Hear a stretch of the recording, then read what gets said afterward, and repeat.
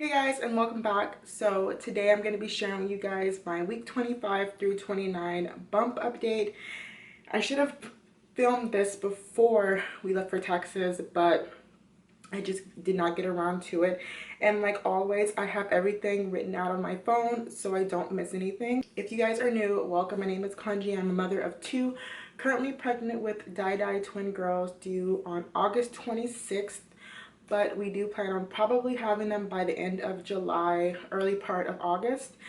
And my channel is basically about motherhood, raw motherhood and lifestyle. So if you guys are new, please don't forget to hit that subscribe button and try to connect with me on Instagram, as well as leave comments below so I can interact with you guys. But yeah, I am filming this right after we took our family / maternity pictures.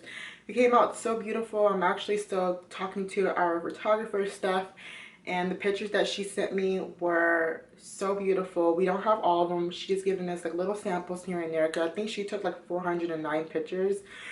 But yeah, I still have a full face of makeup. I still have my earring on. My hair is still done.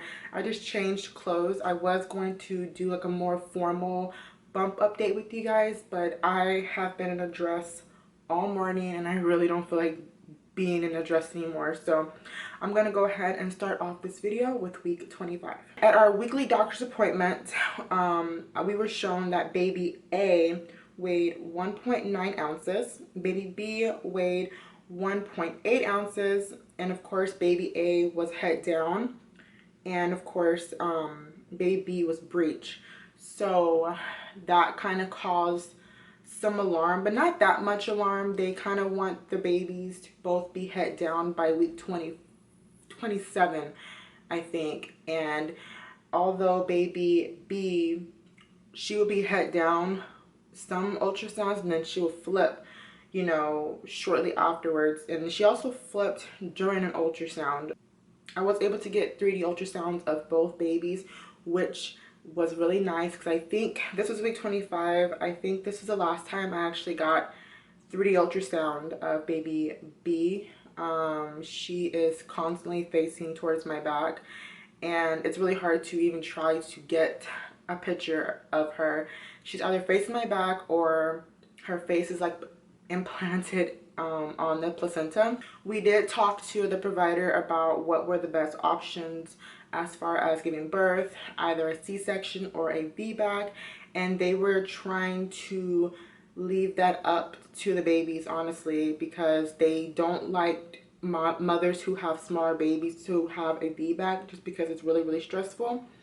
And they usually like their babies to be at a certain weight, and of course my babies were measuring smaller than average, so they decided to kind of wait until I reached my 3rd trimester to try to go ahead and talk about which option was safe. For me personally, I knew that I wanted a VBAC, but if it's going to cause stress on them, especially with baby B still being breech, I was okay with the C-section.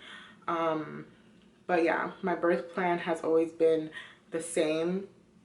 Just try to have a vaginal birth after cesarean. I had a cesarean with my daughter Ava, and I had a very successful VBAC with my now 2-year-old son Ansel. I was told at that appointment that I would get my stitch removed around 34-35 weeks. That was the goal, and I would try to go into labor naturally without being induced, because also being induced with smaller babies can also cause stress on the babies. So that's something that I didn't want to do unless it was needed. So like I said before, my birth plan was to get my stitch removed and then possibly go into labor a week or 2 later. They like to deliver twins vaginally, if we do go the vaginal route, around 36-37 weeks. Around this point in time, I did gain a total of 5 pounds, and I gained 1 pound from 24 weeks, which is really good. They weren't really too concerned about my weight gain, just because the babies were healthy. On week 26, I weighed 192 pounds. So I weighed 192.2. That was May 23rd. I found myself becoming more tired. Like the first trimester, I needed a nap. I had to have a nap, or I had to rest my body, or else I felt like I was overdoing it. And it was just crazy because I had my cerclage, and my cerclage was doing really, really good, but I felt myself overdoing it, rather that be going up and down the stairs or just trying to play with my kids. It was a lot for me. So I find myself having to rest and stop for breaks a lot more. I would wake up in the morning, I would eat breakfast, and by the time I would take Ava to school and come back home, I would be exhausted. And Ava went to school no later than 8:30, and I would come home by 9 o'clock. I'm just out. And it was really hard because my 2-year-old was wired. He was wide awake. And I had to find a medium ground on keep playing, making sure making sure I was active and aware. January 8th, I got into a car accident, so I was going to physical therapy. I had to stop physical therapy since I was on pelvic and modified bed rest. So my hip and pelvic pain was still there, and I was still in a lot of pain. I found myself sleeping with 6 pillows just to stay comfortable. 2 on my lower body, 1 at my upper body, and then 2 at my head. And then a body pillow, of course, that my husband and I shared. But staying comfortable was really, really hard, especially with the girls, because they were starting to move a lot often, and they were really, really active at night. And with them being more active at night, I found myself going to the bathroom a lot during the nighttime, which sucked because I would get comfortable and then I would have to go to the bathroom shortly afterwards. So I was super annoyed with that. Baby A was still head down. Baby B, of course, was breech. She just loved that position. And I would hope every doctor's appointment, even right now, I would hope that every doctor's appointment that she would just flip. And no. Right now, currently, she is butt down. Like literally her butt is in her sister's face. And it is, I wouldn't say it's uncomfortable, but it's not a pleasant feeling. Again, that appointment we talked about when I should get my stitch removed, and they said the same thing around 35, 36 weeks. Super excited, and I went ahead and put a countdown on for 35, 36 weeks, which was super exciting. And I made sure that with every doctor's appointment, I am very vocal about what I want in a birth plan. I told them I would love to try a VBAC if my body allows me, if my twins allow me. And I think what they appreciate was that I didn't just go along with what they wanted. I was very vocal about the things that I want, because it is my body, it is my pregnancy, and I know ultimately what's best for me. But they appreciate that I was so vocal. And my husband, he pretty much just told me, just get our babies here safe. As long as you're safe and our twins are safe, then I'm fine. Do whatever you need to do. I was also told at 26 weeks that if I do a VBAC, that they will be able to go in and flip baby B or pull her out breech if she tolerates labor. One thing that they did tell me was that even though baby A is head down, that sometimes they have complications with the second twin and have to ultimately give me a C-section with twin B. So that's one thing in the back of my mind, that I can deliver one baby vaginally, but baby B might be a little bit of a struggle. And that's ultimately why they deliver twins in the operating room. That way I can literally just be put onto the operating table and they get her out. At week 27, baby A was 1 pound 15 ounces, so almost 2 pounds. And baby B was 2 pounds even. They are roughly about 5 grams apart. Our ultrasound tech was amazing. We were able to get 3D ultrasounds of both girls at this point. Baby B, of course, was still breech, and she was head down. And at this point, we kind of talked about a possible C-section since they haven't gained as much weight as they would like. And as a precaution, they don't like to labor moms with smaller babies. But that was just a conversation that we had. It wasn't set in stone, which is really, really nice because they knew how vocal I was about having a vaginal birth. Around week 28, I started doing my non-fetal stress test every Thursday as a part of my weekly doctor's appointments. And that's where they pretty much just hook you up to a monitor.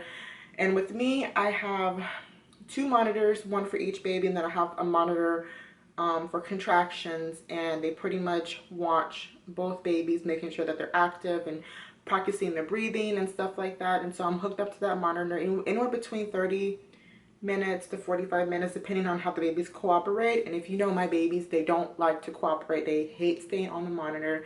So they're constantly, the nurses are constantly coming back into our little cubby and trying to find them and put them back on the monitor. And so still at week 28, I was preparing myself to go to Texas. I was packing, and I made my doctors aware, and my doctors wanted to make sure that my babies passed all their tests before I flew to Texas.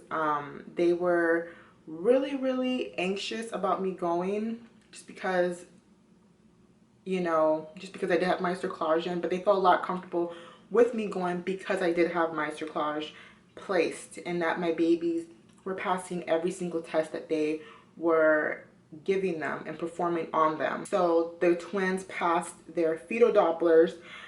Baby A was 1 pound 15 ounces. Baby B was 2 pounds. My weight was 193 pounds, 0.5. Even though that appointment was supposed to be my last appointment, which was on a Thursday, they wanted me to come in that following Tuesday, and I flew out that Wednesday. Just as another precaution, also they did schedule me appointments in Texas with the maternal fetal medicine while I was in Austin. That way I can still be monitored for those 2 weeks that I wasn't here in Washington.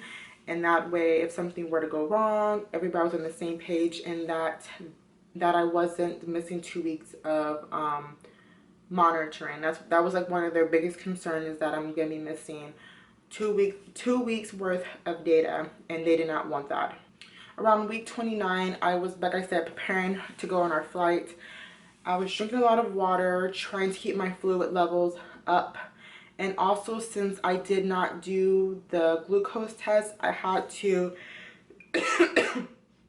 excuse me, I had to get a glucose monitor where you prick your finger, check your blood sugar in the morning 4 times a day.